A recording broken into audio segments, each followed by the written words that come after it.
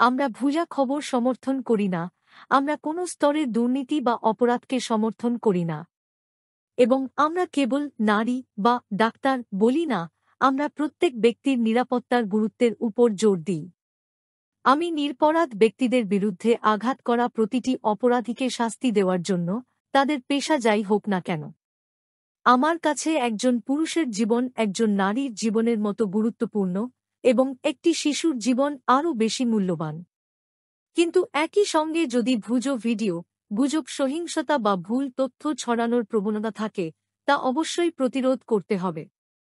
যারা দাবি করছেন যে শুধুমাত্র পশ্চিমবঙ্গের ঘটনাই গুরুতর এবং নিন্দনীয় এবং অন্যান্য রাজ্যে অনুরূপ অপরাধ প্রতিবাদের যোগ্য নয়, তাদের মাথায় কোথাও একটা স্ক্রু ঢিলে আছে। বিরোধীরা ভুয়া খবর, গুজব ছড়ানো, অর্থ প্রদানকারী সমাবেশ, ভাড়া করা গুন্ডা জন্য অর্থ ব্যয় করে। এবং টাকা তাদের পকেট থেকে আসে না, এটা আমাদের ট্যাক্সপেয়ার্স, করদাতাদের টাকা। বসিরহাটে ভুজো এফআইআরের জন্য টাকা খরচ হয়েছে। আরজি কর ভিকটিমের ময়নাতদন্ত রিপোর্ট নিয়ে ভুয়া খবর ছড়াতে টাকা খরচ করা হচ্ছে। এটা আমাদের ট্যাক্সপেয়ার্স, করদাতাদের টাকা। পেলভিক ফ্র্যাকচার বা 150 মিলিসেমেন সম্পর্কে ভুয়া খবর ছড়ানোর জন্য অর্থ ব্যয় করা হচ্ছে। পরিবারের সম্মতি ছাড়াই ময়নাতদন্ত হয়েছে বলে জনগণকে বিভ্রান্ত করার জন্য অর্থ ব্যয় করা হচ্ছে। সত্য যে অস্বাভাবিক মৃত্যুর প্রতিটি ক্ষেত্রেই ময়নাতদন্ত বাধ্যতামূলক। সম্মতির প্রশ্নই আসে না। এটা আমাদের ট্যাক্সপেয়ার্স, করদাতাদের টাকা। সমাবেশ মিছিল আয়োজনে অর্থ ব্যয় করা হচ্ছে। অনেককেই কাতারে যোগ দেওয়ার জন্য টাকা দেওয়া হয়।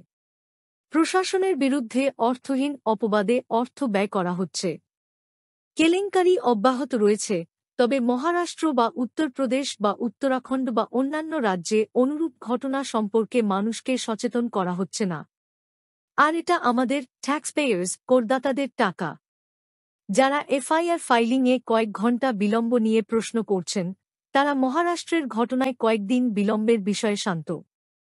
যারা ভিডিওতে কলকাতার ডাক্তারের মৃতদেহে হাড়ভাঙা সেমেন দাবি করছেন, তারা ডাক্তার নন বা লাশ দেখেননি।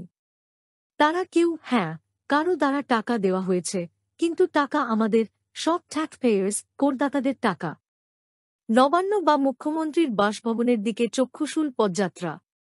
রাজনীতিবিদরা অন্তত বিচলিত নন। আমি তাদের মধ্যে কিছুকে উচ্ছ্বসিত এবং আনন্দিত মনে করি একটি সমস্যা নিয়ে এবং কারও মানহানি করার জন্য জনসাধারণের অর্থ অপচয় করে। অবশ্যই তারা ইনফ্লেটেড, ফলস বিলে দেখানো অর্থের একটি অংশ পকেটে রাখে। এই ভণ্ড প্রতিবাদ সংগঠিত করার জন্য বিরোধীদের মধ্যে এটি আসল উৎসাহ। তাই মিথ্যা গুজব এবং দাবিতে বিভ্রান্ত হবেন না। কলকাতার ডাক্তার হত্যাকাণ্ডের সত্যতা হল যে এখন পর্যন্ত শুধুমাত্র একজনকেই দোষী সাব্যস্ত করা হয়েছে। অন্য কোন ব্যক্তি বা গোষ্ঠী পরিকল্পনার সাথে জড়িত ছিল, তার প্রমাণ এখন পর্যন্ত নাই। ফ্র্যাকচার বা সেমেন ছিল না। এটা একটা জঘন্য অপরাধ, কিন্তু মুখ্যমন্ত্রীর ব্যর্থতার ফল নয়। কোনো মুখ্যমন্ত্রী বা প্রধানমন্ত্রী নিশ্চয়তা দিতে পারেন না তাদের 5 বছরের শ্বাস নামলে কোনো অপরাধ হবে না। আর জনগণকে বোকা বানানোর যাবতীয় কাজ আমাদের খরচ, ট্যাক্সপেয়ার্স, করদাতাদের টাকায়।